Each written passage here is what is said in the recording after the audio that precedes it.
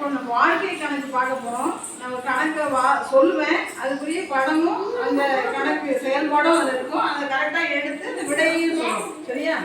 முதலாவது கணக்கை வாசிக்கிறேன். ராஜா 7 பம்பரங்களில் 3 தன் நண்பனுக்கு கொடுத்தான். எனில் அவனிடம் மீதம் எத்தனை பம்பரங்கள் இருக்கும்? அந்த அந்த கணக்கு படத்தையும் அந்த இதையும் எடுக்கணும். அதை சொல்லு. 7 பம்பரம் இருக்கு.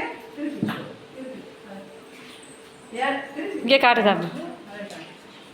7 பம்பரத்தில் 7 பம்பரம் 7 பம்பரம் அதில் எத்தனை? 3 வந்து தன்னுடைய நண்பனுக்கு கொடுத்துட்டான். அப்போ 7ல் 3 போனால் 4. 7ல் 3 போனால் எத்தனை? 4. Very good. கிளாப் பண்ணுங்க. அடுத்தது ராஜா 7 அதே கணக்கு. அடுத்து செல்வியிடம் 8 ஆரஞ்சு பழம் இருக்கு. அதில் தன் சகோதரிக்கு 5 பழத்தை கொடுத்து விட்டார்.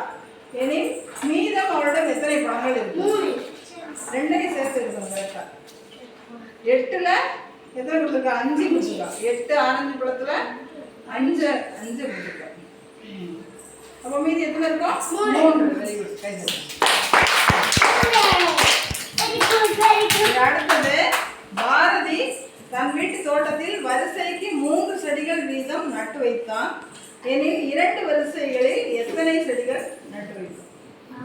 ஒரு வரிசைக்கு அந்த படத்தையும் ஒரு வரிசைக்கு 3, 2 வரிசைக்கு எத்தனை?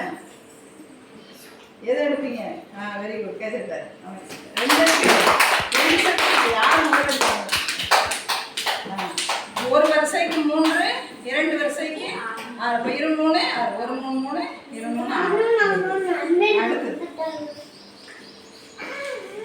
அடுத்தது அம்மா 12 பணியாரங்கள் சுட்டு 3 பிள்ளைகளுக்கு சமமாக பங்கிட்டாள். என்ன? அப்போ ஒருவருக்கு எத்தனை பணியாரங்கள் கிடைக்கும்?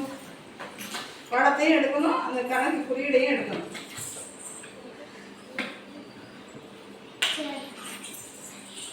பன்னெண்டு பணியாரம் இருக்கு. ஒரு 3 3 23 9 நாமளும் 12 பணியாரத்துல என்ன 3 3 பங்கு வச்சா ஒருத்தருக்கு 3 கொடுத்தா மொத்தம் எத்தனை பேர் கிடைக்கும்? 4 பேர் கிடைக்கும். 4 வருஷம் இருக்கா? ஒருத்தருக்கு 3 4. Very good.